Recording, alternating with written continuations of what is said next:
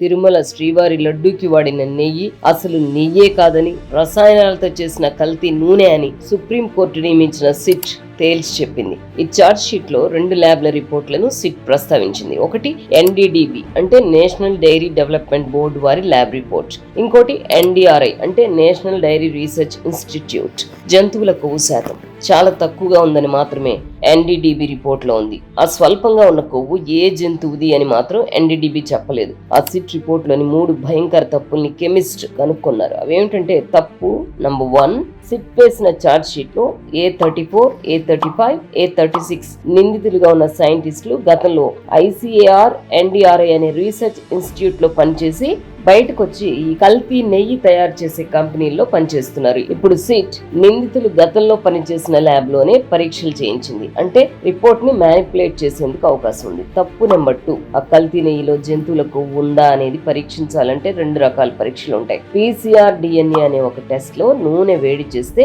DNA అవశేషాలను గుర్తించలేరు. అదే MTDNA అనే టెస్ట్ చేస్తే నూనె వేడి చేసినా కూడా జంతువుల DNA ఉంటే దొరికిపోతుంది. ఈ టెక్నికల్ అంశాలు తెలియని సిట్ అధికారులు MTDNA టెస్ట్ కి బదులుగా సాధారణ PCR DNA టెస్ట్ చేయించారు. అంటే సమగ్రమైన పరీక్షలు చేయకుండానే జంతు కొవ్వు లేదు అని రిపోర్ట్ ఇచ్చేశారు. తప్పు నెంబర్ 3, ఇది ఇంకా పెద్ద తప్పు. కల్తీ నెయ్యిలో ఏ జంతువు కొవ్వు కలిపారో తెలియనప్పుడు అవకాశం ఉన్న అన్ని రకాల పరీక్షలు చేయించాలి. అంటే ఆవు, గేదె, పంది, ఒంటె ఇలా అన్ని రకాల జంతువుల కొవ్వుల నుండి నూనెలు తయారు చేస్తున్నారు. కాబట్టి అన్ని రకాల పరీక్షలు చేయించాలి. అయితే ఇక సిట్ అధికారులను తప్పుదారి పట్టించి కేవలం పంది కొవ్వు కలిసిందా లేదా అనే టెస్ట్ కి మాత్రమే పరిమితం చేశారు. ఆవు కొవ్వు గురించి అసలు పరీక్ష చేయలేదు. కేవలం పంది కొవ్వుకు సంబంధించి మాత్రమే, అది కూడా అడ్వాన్స్డ్ టెస్ట్ కాకుండా బేసిక్ టెస్ట్ మాత్రమే చేయించి ఏ జంతువు కొవ్వు లేదని రిపోర్ట్ ఇచ్చారు. ఇది భయంకరమైన తప్పు. ఈ కల్తీ ఎంత ఘోరమైన తప్పు తేలాలంటే సిట్ మరింత సమగ్రంగా విచారణ జరపాల్సిన అవసరం ఉంది.